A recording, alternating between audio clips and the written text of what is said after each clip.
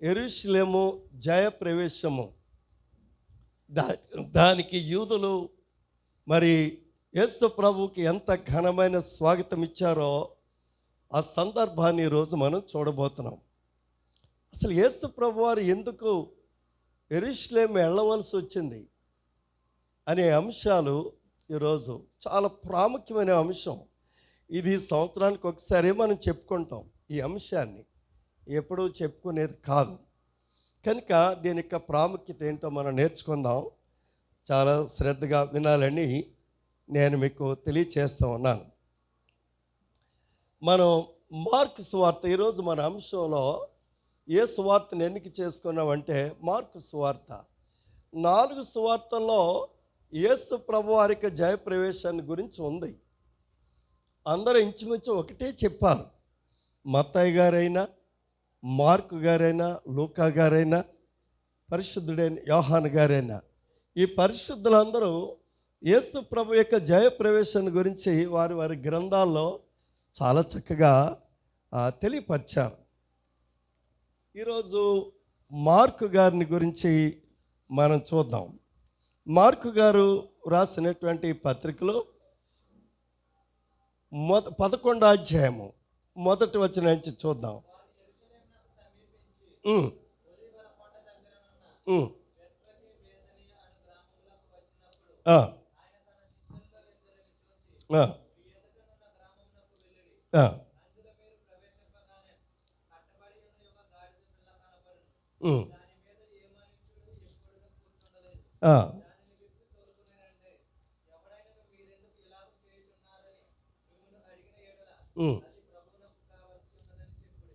చాలు ఆయన.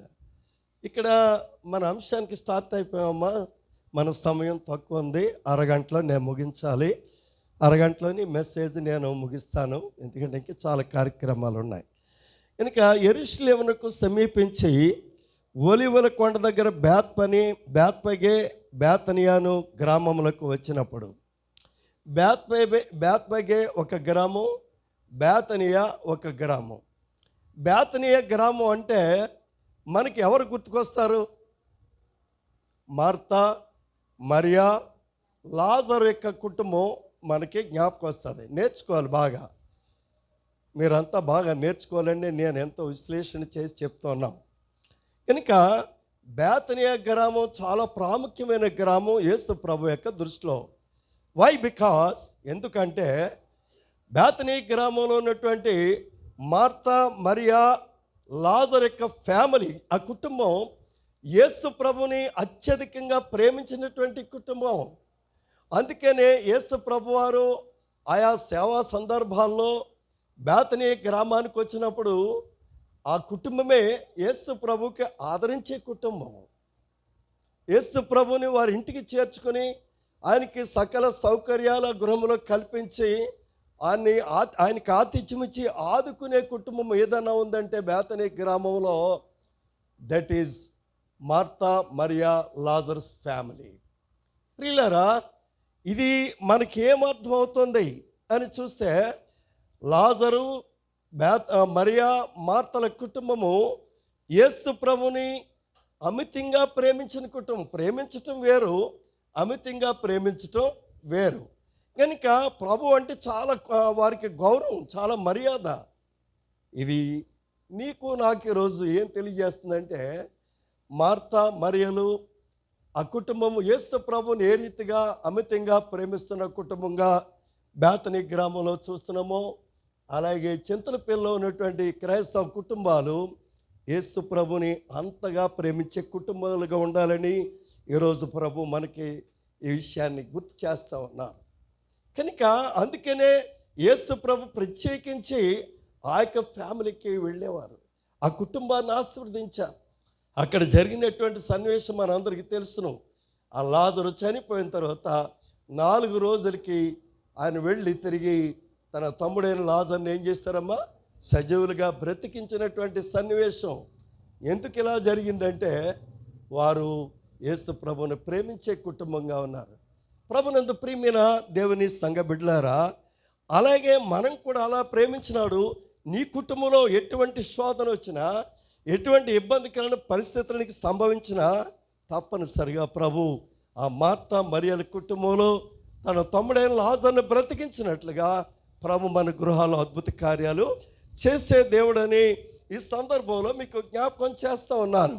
కనుక మనము ఆ కుటుంబంలో ఉండాలని నేను మీకు గుర్తు చేస్తూ ఉన్నాను. ఇది మనకి ఇక్కడ పరిశీలన చేస్తున్నప్పుడు యేసు ప్రభు వారు అంటున్నారు, ఆయన తన శిష్యులతో ఇద్దరిని చూచి మీ ఎదుటనున్న గ్రామమునకు వెళ్ళుడి, అక్కడ మీరు ప్రవేశించగానే కట్టబడి ఉన్న ఒక గాడిద కనబడను.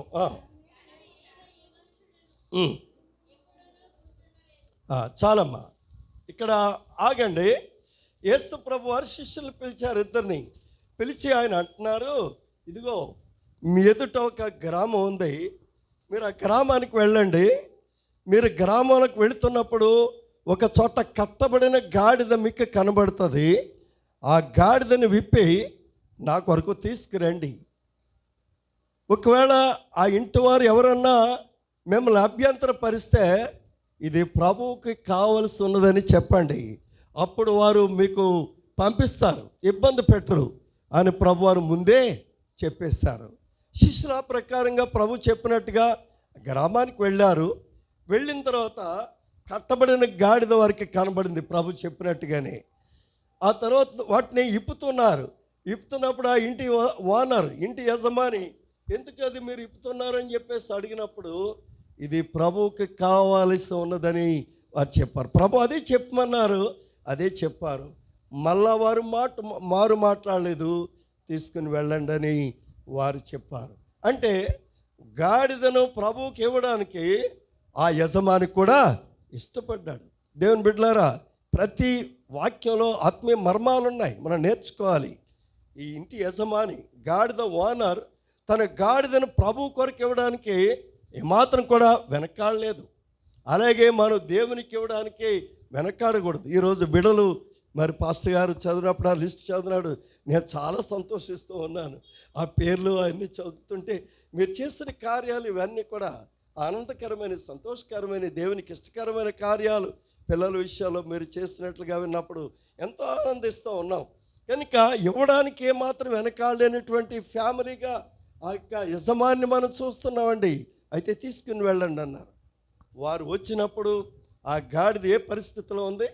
కట్టబడి ఉంది. దేవుని బిడ్డలారు, ఇక్కడ మర్మాన్ని మీకు తెలియజేస్తున్నాను.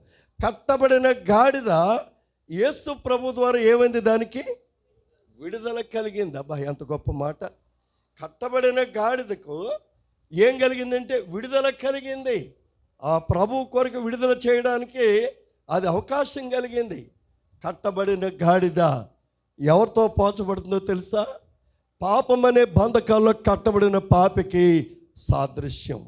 ఆత్మీయ మర్మాలు నేను చెప్తున్నాను ఎప్పటికెక్కడే. కనుక కట్టబడిన గాడిద ఎవరంటే పాపంలో బ్రతుకుతున్న ఒక పాపికి సాదృశ్యం. అది పురుషులైనా కావచ్చు, స్త్రీలైనా కావచ్చు, ఎవరైనా కావచ్చు. పాపికి, కట్టబడిన పాపముల చేత కట్టబడుతున్న పాపికి సాదృశ్యంగా ఉంది. అయితే ప్రభువు యొక్క పిలుపుని బట్టి ఆ కట్టబడిన గాడిదకి ఏం కలిగిందట? విడుదల కలిగింది. అలాగే నేను మనము మానవులందరూ కూడా పాపం అనే కట్లతో కట్టబడిన మనకు యేసు ప్రభువారు సిలువలో కార్చిన ఆ పవిత్రమైన కల్వరి సిలువ రక్తము ద్వారా, ఆయన సిలువలో మరణించిన ఆయన మరణము ద్వారా మన పాపముల నుండి మనకేం కలిగిందట? విడుదల కలిగింది. బహుశా అర్థం చేసుకోండి బాగా. నేను మీకు తేలిక భాషలోనే బోధిస్తూ ఉన్నాను కనుక పర్వాలేదు. కనుక మనం అందరం కట్టబడిన గాడిద పరిస్థితుల్లో ఉన్నామండి. నేనే పాపంలో ఉన్నాను అని ఒకవేళ మీరు నన్ను ప్రశ్నించవచ్చు. నీ అంతరాత్మ నీ మీద నేరస్థాపన చేస్తుంది. నీ అంతరాత్మను పాపం అని తెలియచేస్తుంది. ఐ మై సెల్ఫ్, మనం అందరం కూడా పాపులమే. పాపం చేయక మేలు చేయవాడు లోకములు ఎవరు కూడా లేరని వాక్యం తెలియజేస్తోందండి. కనుక మానవులమైన మనం అందరం కూడా పాపులమే. పుట్టుకతోనే జన్మతా పాపలము. కనుక జన్మతా వచ్చినటువంటి పాపం నుండి మనకు విడుదల అంటే నువ్వు దొంగతనమే చేయక్కర్లేదు, అబద్ధమే ఆడక్కర్లేదు, హత్య చేయక్కర్లేదు, మరొకటేం చేయక్కర్లేదు. జన్మ ద్వారానే పాపం కనుక ఈ జన్మ ద్వారా సంక్రమించిన పాపము నుండి మనకి విడుదల కలగాలంటే ఎవరి ద్వారా కలుగుతుంది? అది యేసు ప్రభు ద్వారా మాత్రమే విడుదల కలుగుతుంది. కనుక దేవుని బిడ్డలారా గమనించండి, విడుదల ఎవరికి విడుదల కలిగింది? ఇక్కడ గాడిదకు విడుదల కలిగింది. గాడిద స్థానంలో మనమున్నాం. మనకి కూడా యేసు ప్రభు ద్వారా ఏం కలిగింది? విడుదల కలిగింది. ఆయన శిలువ రక్తము మన పాపములను కడిగి మనల్ని పవిత్రులుగా చేసింది అని వాక్యం చెప్తోంది. కనుక మనకు విడుదలించబడ్డాం. పాప బంధకాల్లో ఉన్న మనకి విడుదల కలిగి చేశాడు యేసు ప్రభువారు. ఈ యొక్క సువార్తలో మరి యేసు ప్రభు కొరకు ఆ గాడిద ఏమైందండి? కట్టబడినటువంటి బంధింపబడినటువంటి గాడిదకు స్వేచ్ఛ కలిగింది. అంతవరకు బంధించబడి ఉంది. ఇప్పుడు దానికి ఏమొచ్చింది? స్వేచ్ఛ, తిరగడానికి స్వేచ్ఛ కలిగింది. అంతేకాదు ఆ గాడిద ఎవరికి సాధనంగా ఉపయోగపడుతుంది? దేవుడు తన కొరకు తన సాధనంగా వాడుకోవటానికి. ఎంత గొప్ప భాగ్యము! దేవుని బిడ్డలారా, మనం కూడా అంతే. ప్రభు నిన్ను నన్ను విడిపించాడంటే నిన్ను నన్ను ఆయన కొరకు ఒక సాధనంగా వాడుకోవటానికి ప్రభు మనకి విడుదల కలిగి చేశాడని ఈ దినాన్ని వాక్యమైన దేవుడు మనతో మాట్లాడుతున్నాడు. ఓకే, యేసు ప్రభు వారు గాడిదనే ఎందుకు ఎన్నిక చేసుకున్నారు? దీనికి ప్రవచనం ఉందండి. ప్రవచనం జకర్యా గ్రంథము. ఇప్పుడు తీయండి వాక్యం. పవన్ నువ్వు హెల్ప్ చేయమ్మా. అందరూ అక్కర్లేదు, పవన్ చదువుతాడు. బాబు చదువు నాయన. జకర్యా గ్రంథము 9వ అధ్యాయము 9-10 వచనాలు చదువు నాయన. 9వ వచనం చదువు.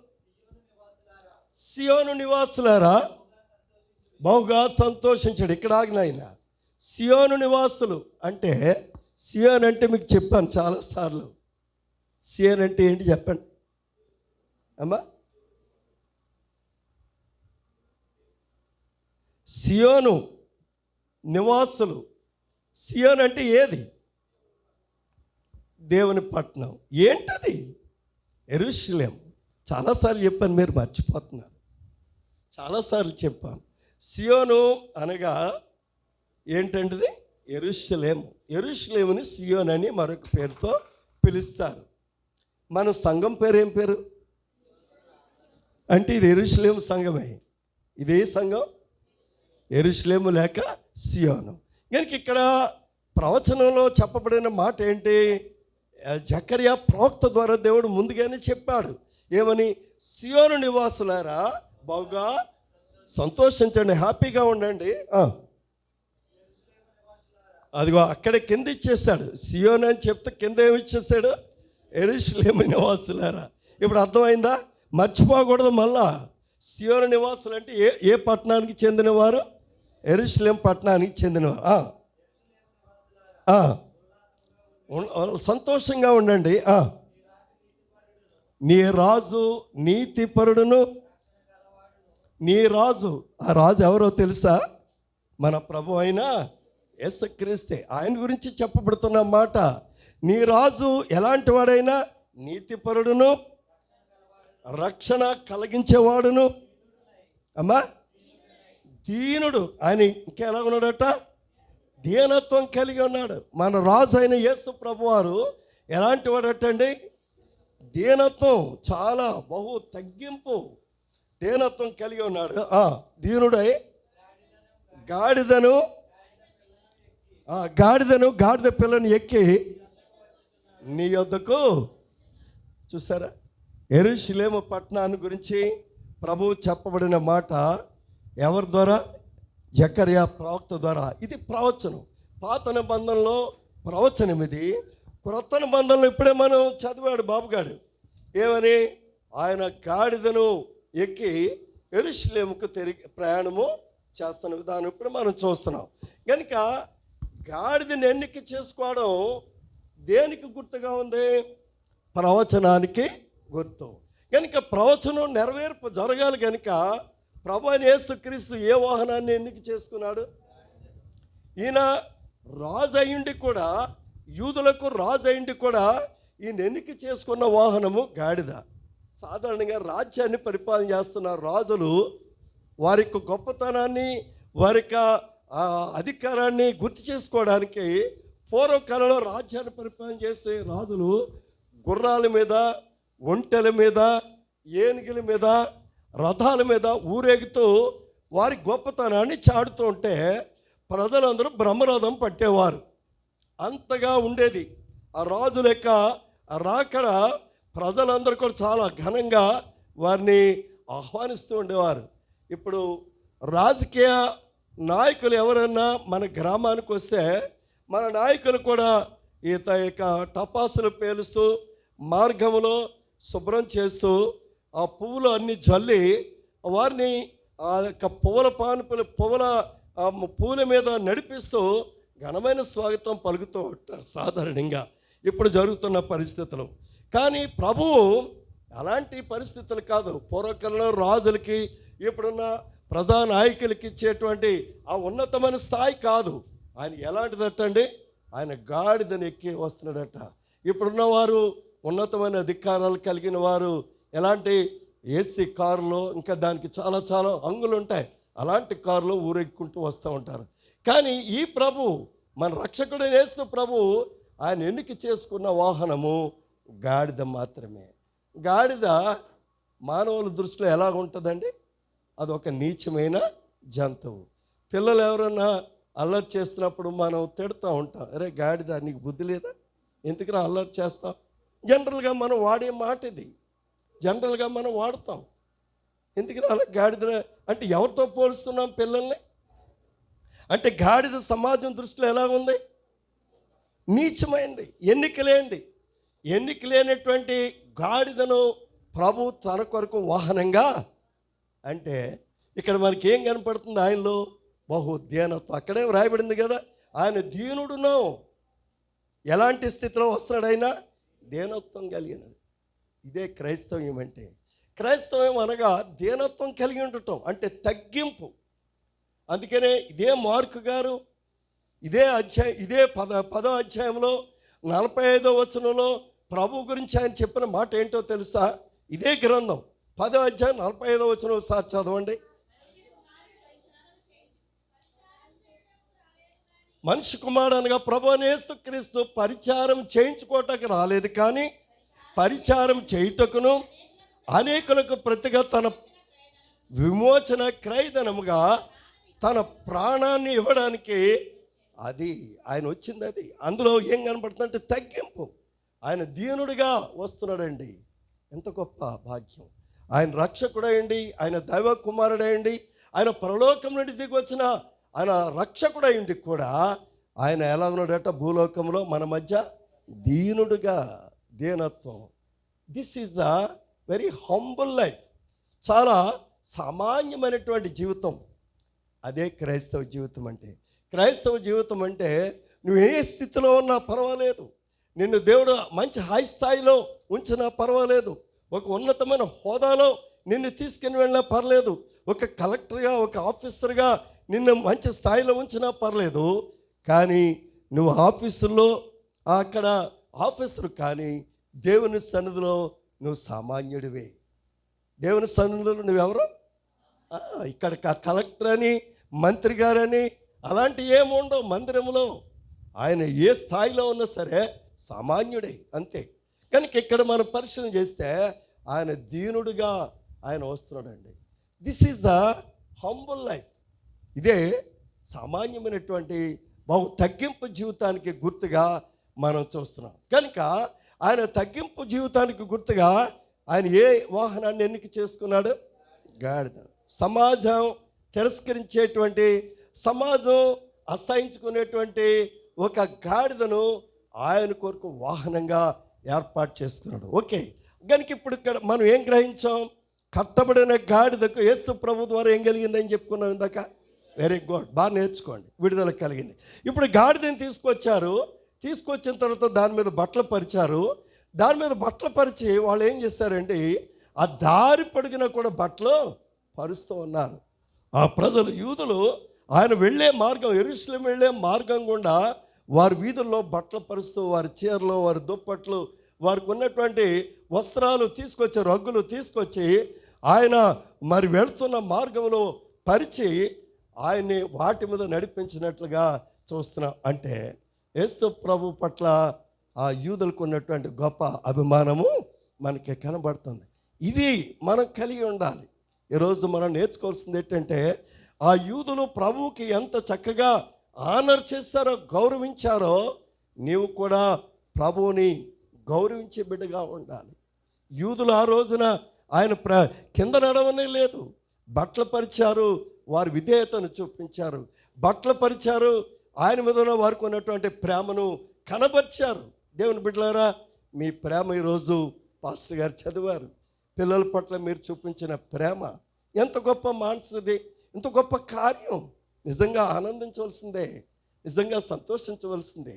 కనుక యూదులు ఆ రీతిగా ప్రభు పట్ల వారు చూపినటువంటి ఆ గొప్ప ప్రేమ ఎంత అద్భుతం అంటే, వారు బట్టలు పరిచారు, కింద నడవలే లేదటండి.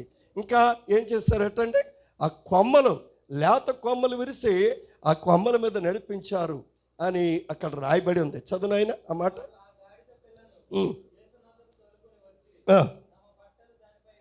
తమ బట్టలు దానిపై వేయగా, చూసారా, అనేకులు తమ బట్టలు దారి పొడిగిన, చూసారా, అనేకులు చాలామంది దారి పొడిగిన యేసు ప్రభు వస్తున్నారు ఈ మార్గంలో అని లోపల ఇంట్లోకి వెళ్ళి వాళ్ళకు ఉన్నటువంటి ఆ రగ్గులు, దుప్పట్లు, చీరలు అవన్నీ కూడా తీసుకొచ్చి దారి పొడిగిన వేసి ఆయన ఘనపరిచారు, ఆయనకు ఘనమైన స్వాగతం పలికారంటే, ఇక్కడ యూదులకి యేసు ప్రభు పట్ల ఏం కనబడుతుందండి, ఆ విశ్వాసము లేక ప్రేమ కనబడుతుంది. దేవుని బిడ్డలారా, ఈ మట్లాదివారం ప్రభు నీకు నాకు బోధించేది ఇదే. నీవు కూడా ఆ యూదుల వలె మనం కూడా అదే ఆ విశ్వాసాన్ని, ఆయన పట్ల ఆ ప్రేమను నీవు కలిగి ఉండాలి. దీన్ని మనం వదిలేయకూడదు. ఆ ప్రేమలో మనం ముందుకు సాగిపోవాలనే దీని యొక్క ఉద్దేశమై ఉంటుంది. తర్వాతనైనా తర్వాత చదవండి అమ్మా. బాగా చదివాళ్ళు ఎవరు లేరు అక్కడ.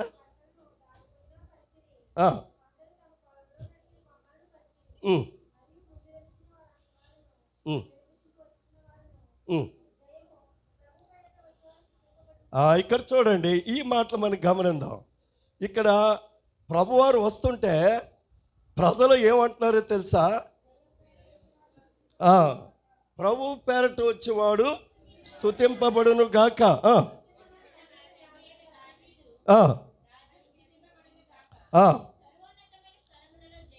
సర్వోన్నతమైన స్థలములలో దేవునికి మహిమ అని కేకలు వేస్తుంది. ప్రజలు ఏ రీతిగా ఆయనకి ఘనమైన స్వాగతం పలుకుతున్నారో ఇక్కడ మనం చూస్తున్నాం. అంత మాత్రమే కాదు, దేవుని గ్రంథంలో ఒక మాట నేను మీకు జ్ఞాపకం చేస్తాను. రాజులు 2వ గ్రంథము ఒక మాట నేను మీకు గుర్తు చేస్తాను. రాజులు 2వ గ్రంథము 9వ అధ్యాయము 13వ వచనంలో ఒక మాటను నేను మీకు గుర్తు చేస్తాను. అక్కడ రాయబడిన మాట ఏంటో నాయన చదువు నాయన.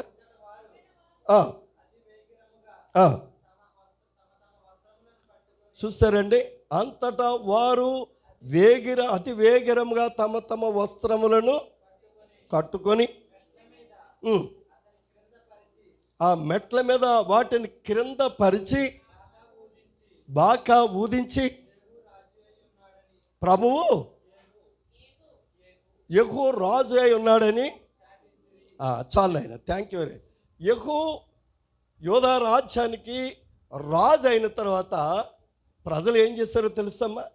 ఆయన రాజు అయిన తర్వాత ఆ రాజుకి ఇచ్చిన ఘనమైన స్వాగతం ఎలా ఉందో తెలుసా. వారందరూ కూడా తమ అంగీలు ఏం తెచ్చారటండి, వారు వేసుకున్నటువంటి వస్త్రాలు, వారు వేసుకున్న వస్త్రాలే తీసుకొచ్చి ఆ మెట్ల మీద పరిచి ఆయన్ని ఎక్కించారటండి. యెహూ రాజుని రాజుగా చేస్తారు. ఆ సింహాసనానికి వెళ్తున్నాడు. సింహాసనానికి వెళ్తున్నటువంటి ఆయన్ని తీసుకుని వెళ్ళడానికి కింద నడిపించారా లేదు. ఎక్కడ నడిపించారు? ఆ వస్త్రాలు, వారి వస్త్రాలు తీసి ఆ మెట్ల మీద పరిచి ఆయన్ని, రాజుగారిని పైకి తీసుకు ఈ లోకాన్ని పరిపాలన చేసిన రాజునే ఆ రీతిగా ఘనపరిస్తే, లోకానికి రక్షకుడిగా దిగివచ్చిన యేసు ప్రభు యొక్క ఆ రాకడికి మరి ప్రజలు ఇంకెంతగా గౌరవించాలి అంటే, ఈయనకి ఏమైనా గొప్ప గొప్ప సాధనాలు ఏమైనా, రథాలు ఏమైనా పెట్టారా యేసు ప్రభుకి? గుర్రాలు ఏమైనా కట్టారా? అంబారి ఏమైనా వేసారా? ఏనుగుల మీద అంబారు వేసి ఊరేగించారా? No, nothing. సామాన్యమైనటువంటి ఆ యొక్క గాడిద మీద ఆయన్ని తీసుకుని వెళ్తున్నారు. అంటే దాని అర్థం యేసు ప్రభు ఏం కోరుకున్నాడమ్మా? Very good, God bless you. ఆయన తగ్గించుకున్నాడు.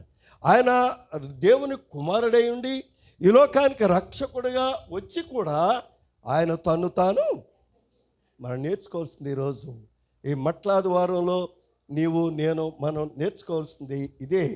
నీవు నేను మనం కూడా యేసు ప్రభు ఏ రీతిగా తగ్గించుకున్నాడో మనం కూడా ఏం చేయాలండి? తగ్గించుకోవాలి.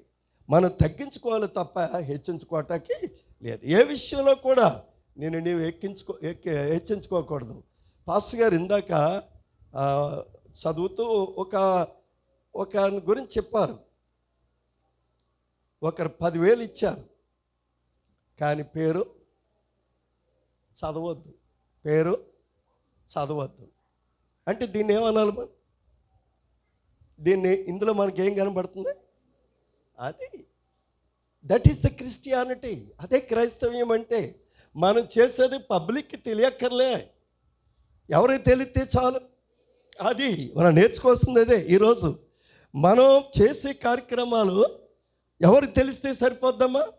ఎందుకంటే ప్రజలకు తెలిస్తే ప్రజలు మెచ్చుకుంటారు అంతే, కానీ వాళ్ళ మనకేమీ ప్రయోజనము లేదు. కానీ నీ కార్యాలు ఎవరు మెచ్చుకుంటే? ప్రభు మెచ్చుకుంటే నీకేమొస్తుంది? ఆయన దగ్గర నుంచి ఏమొస్తాయి? ఏం పొందుకుంటావు? దీవెనలు, ఆశీర్వాదాలు, ఐశ్వర్యం అంతా కూడా పొందుకుంటావు. ప్రియులారా, కనుక మనం చేసే కార్యక్రమాలు ఎవరిని మెచ్చేవిగా ఉండాలి? అది నీ దేవుని నువ్వు మెచ్చే రీతిగా నీ కార్యములు చేయాలి. ఇది 10 మందికి తెలియాలని అక్కర్లేదు, అది అక్కర్లేదు కూడా. ఎవరికి తెలిస్తే సరిపోద్ది. ఎందుకని? ఆయన దగ్గర నుంచి మనం ఆశీర్వాదాలు పొందుకుంటాం. ఆయనే మనకి దీవెనలో ఇచ్చేవాడు. కనుక మన కార్యక్రమాలు మనం చేయవలసి వచ్చినప్పుడు మనం తగ్గించుకోవాలి. యేసు ప్రభు వలె మనం కూడా ఏం చేయాలమ్మా? తగ్గించుకోవాలి. ఓకే. కనుక యెరూషలేము ఎందుకు వెళ్తారో తెలుసా? టైం అయిపోయింది, నేను ముగిస్తున్నాను 2-3 నిమిషాల్లో. యెరూషలేము ఎందుకు వెళ్ళవలసి వచ్చిందో తెలుసా? ఆ 11వ అధ్యాయం 15వ వచనం ఒకసారి చూడు. 15 నుంచి 17 వరకు చదివాయి. వారు యెరూషలేమునకు వచ్చినప్పుడు అసలు ఆయన పాయింట్కి వచ్చేస్తున్నాం. ఇది చాలా ప్రాముఖ్యమైన విషయం. ప్రభువారు అసలు యెరూషలేం ఇదే లాస్ట్, ఇంకా మళ్ళీ ఆయన యెరూషలేం వచ్చే పరిస్థితులు లేవు. ఆఖరుగా ఆయన యెరూషలేము ప్రవేశం చేయడానికి ఒక ముఖ్యమైన రీజన్ ఒకటి ఉంది. అది చాలామందికి అర్థం కాదు. ఆ రీజన్ ఏంటంటే, వారు యెరూషలేము వచ్చినప్పుడు ఆయన దేవాలయంలో ప్రవేశించి దేవాలయంలో క్రయ విక్రయములు చేయవారిని వెళ్ళగొట్టను ఆరంభించి, రోకలు మార్చేవారి బల్లలను, గొవ్వలము వారి పీఠములను పడద్రోసి, దేవాలయం గుండా ఏ పాత్ర అయినా ఎవరిని తేనీయకుండాను అని మరియు ఆయన బోధించుతూ, నా మందిరము సమస్తమైన అన్యజనులకు ప్రార్థనా మందిరం అనబడును అని వ్రాయబడలేదా? అయితే మీరు దానిని చాలండి. Thank you. ఇదే మనం నేర్చుకోవాల్సింది, ఇదే లాస్ట్ పాయింట్. ఇది చూడండి. యెరూషలేము వచ్చేసారు. యెరూషలేము వచ్చేటప్పటికి దేవాలయం ఎలా ఉందట? వ్యాపారం, సంత, చింతలపల్లి సంత జరుగుతుందా? ఏ రోజు అన్ని రకాలు అక్కడ దొరుకుతాయి. చేపలు, మటన్, చికెన్లు, కాయగూరలు, ఉల్లిపాయలు, బెండకాయలు, మిర్చి అని ఇంకే గారెలు, బూర్లు అన్నీ దొరికేస్తూ ఉంటాయి అక్కడ.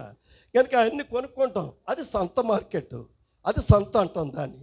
కానీ యెరూషలేము సొలొమోను మహారాజు కట్టించిన దేవాలయము ఎలా మార్చేశారట అండి? దొంగల గృహంగా, మార్కెట్లో మార్చేశారట. దొంగలు దొంగతనాలు చేసుకుని వచ్చి అక్కడ డబ్బులు పంచుకుంటున్నారట. పావురాలు అమ్ముకునేవాడు ఇక్కడ పెట్టుకుని పావురాలు అమ్ముకుంటున్నాడు, కొనేవాడు కొంటున్నాడు, అమ్మేవాడు అమ్ముతున్నాడు. ఇలా మేకలకి అమ్మేవాడు ఉన్నాడు. రకరకాల వ్యాపారం అక్కడ జరిగిపోతుంది. ఎక్కడ? దేవాలయం నండి, బయట కాదు. అంటే ఈ మందిరం ఎటువంటి మందిరం ఇది? ప్రభువారన్న, నా మందిరము సమస్తమైన అన్యజనులకు ప్రార్థనా మందిరం. కానీ మీరు దాన్ని ఎలా మార్చేశారు? జాగ్రత్త సుమ. అదే యెషయా ప్రవక్త కూడా తెలియజేస్తున్న మాట. యెషయా 56:7 యెషయా ప్రవక్త కూడా ఆయన మందిరాన్ని గురించి ఒక విశిష్టమైన మాట తెలియజేస్తాడు. నా మందిరము సమస్తమైన అన్యజనులకు ప్రార్థనా మందిరం. అంతే, ఇది ప్రార్థనలు జరగాలి. ఇక్కడ మందిరంలో ఆరాధనలు జరగాలి, పాటలు పాడాలి, సాక్ష్యాలు చెప్పాలి, దేవుని వాక్యం ప్రకటించబడాలి, అనేక మందిని ప్రభు దగ్గర నడిపించాలి. దాని కొరకు మందిరం ఏర్పాటు చేయబడింది. ప్రార్థనలు చేయడానికి, వాక్యాన్ని బోధించడానికి, సాక్ష్యాలు చెప్పడానికి, ప్రభు కార్యాలు ప్రకటించడానికి మందిరం ఏర్పాటు చేయబడింది తప్ప మార్కెట్గా సరుకులు అమ్ముకోవటానికి కాదు. కానీ యెరూషలేము ప్రజలు దేవుని మందిరాన్ని ఎలా మార్చేశారట? వాక్యం వింటున్న సోదరుడా సోదరి, మరి ఆ మందిరం అలా పాడైపోయి నాశనం అయిపోయి ఉన్నప్పుడు చూసి ప్రభువారు ఆయన మౌనంగా లేరు. కానీ అక్కడ వాళ్ళందరినీ కూడా తరిమి పారేసాడు ఆయన. గువ్వలమ్ము వారి బల్లలు పడద్రోసి వారిని కొరడాలిచ్చి తరిమి వేశాడు. అందరు కూడా పారిపోయారు. ఆ తర్వాత ఆయనే చీపురు తీసుకుని ఆయనే మందిరాన్ని ఏం చేశాడమ్మా? ఇదే ఈరోజు ప్రాముఖ్యమైన అంశం. మట్లాదివారం అంటే ఏంటో తెలుసా? అపవిత్రమైపోయినటువంటి మందిరం తిరిగి, వెరీ గుడ్, ఇదే ఈ మందిరం యొక్క ఈరోజు యొక్క ప్రాముఖ్యత ఏంటో నేర్చుకున్నాం మన ముగింపులో. మందిరము పాడైపోయినప్పుడు దాన్ని ఏం చేశారటండి? వారు యేసు ప్రభు వారు తిరిగి ఆయనే ఆ మందిరాన్ని శుద్ధి చేస్తారు. ఈ మందిరము దేనికి సాదృశ్యం అంటే హృదయం అనే మందిరానికి సాదృశ్యం. ఈ హృదయం అనే మందిరంలో కూడా ఏ విధమైనటువంటి అపవిత్రత అనేది ఉండకూడదు. ఇందులో పవిత్రంగా ప్రభు అయిన యేసుక్రీస్తుని ఆరాధించే మందిరంగా, ప్రభు నీ హృదయమైన మందిరంలోనికి ప్రవేశించి నీ ప్రార్థనలు విని నీకు ఆశీర్వాదాలు ఇచ్చే మందిరంగా మన హృదయం అనే మందిరాలు ఈరోజు కట్టుకోవడానికి తీర్మానం చేసుకుందాం ఈ యొక్క మట్లాదివారపు ఆదివారం సందేశం ద్వారా. కనుక ప్రభునందు ప్రియులారా, నేను ముగిస్తున్నాను. ఒకటి, యేసు ప్రభు వారు తను తాను తగ్గించుకున్నాడు. కట్టబడిన గాడిదకు ఆయన ద్వారా విడుదల కలిగింది. రెండవది, ఆయన దేన్ని ఎన్నిక చేసుకున్నాడు? గాడిద అంటే తన దేనత్వానికి సాదృశ్యం. ఆయన ఊరేగుతున్నప్పుడు ప్రజలందరూ కూడా ఆయనకి ఏం చేశారమ్మా? ఘనమైన స్వాగతం, జయము, ప్రభు పేరట వచ్చేవాడు. అది ఇందాక చదువుకున్నాం కదా, చదువమ్మా, ఆ మాట చదువుకొని ముగిందాం.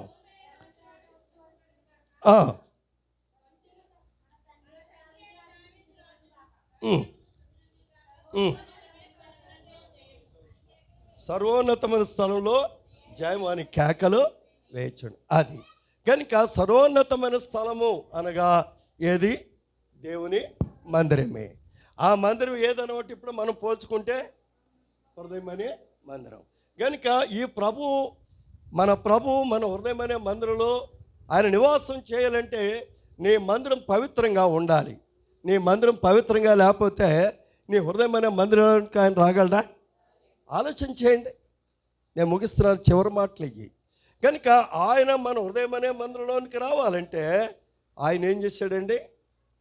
మన మందిరాన్ని ఏం చేయాలమ్మా? శుద్ధి చేయాలి. యెరూషలేము మందిరాన్ని ఆయన వదిలేశాడా? ఏమ్మా చెప్పండి. వదిలేదు. ఏం చేశాడు ఆయన? మళ్ళీ శుభ్రం చేసి ఆరాధనకు అనుకూలంగా ఆయన చేస్తాడు. అలాగే మన హృదయం అనే మందిరాలు కూడా ఏ విధమైనటువంటి అపవిత్రానికి, కళంకానికి, పాపానికి చోటు లేకుండా ప్రభువుకే చోటు ఇచ్చి మన హృదయం అనే మందిరాన్ని పవిత్రపరచుకుని ప్రభు నివాసానికి యోగ్యకరంగా దాన్ని మార్చుకుని ప్రభువుని కనపరిచే మందిరంగా మన మందిరాలని సిద్ధపరచుకుందాం. అలా ఉండటానికి ప్రభు యొక్క కృప మనకందరికీ దయచేయను గాక.